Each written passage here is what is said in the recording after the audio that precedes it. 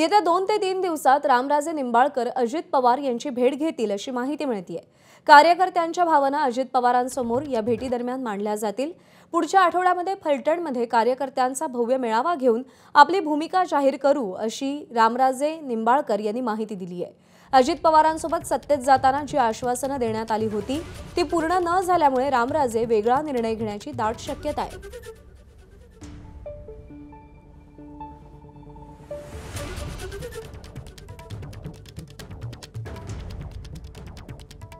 तर येत्या 2 ते 3 दिवसात रामराजे निंबाळकर अजित पवारांची भेट घेतील। कार्यकर्त्यांच्या मनातल्या भावना रामराजे निंबाळकर अजित पवारांसोबत मांडतील अशी माहिती मिळतेय। सत्तेत सहभागी होत असताना जी आश्वासनं आपल्याला दिली गेलेली होती ती पूर्ण झाली नाहीत आणि त्यामुळे आपणही नाराज असल्याचं रामराजे निंबाळकर यांनी सांगितलेलं आहे। दरम्यान कालच रामराजे निंबाळकर यांचे पुत्र त्यांनी देखील आपली भावना व्यक्त केलेली होती, कार्यकर्त्यांची भावना मांडली होती।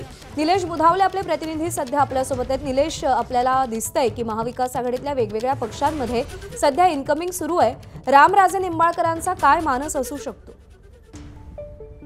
प्रज्ञा, येत्या 2-3 दिवसांमध्ये राष्ट्रवादी काँग्रेस पक्षाचे राष्ट्रीय अध्यक्ष अजित पवार यांची रामराजे भेट घेतील आणि मागच्या 2 दिवसांपूर्वी जो फलटणला मेळावा पार पडला होता त्यामध्ये कार्यकर्त्यांच्या ज्या भावना आहेत त्या या ठिकाणी व्यक्त होताना पाहायला मिळतील।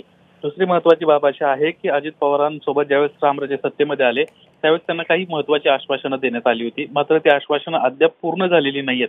त्यामुळे कुठेतरी कार्यकर्त्यांमध्ये एक नाराजीचा सूर असल्याची देखील माहिती आहे आणि त्यामुळे एक वेगळा विचार केला जाऊ शकतो अशी देखील शक्यता आहे।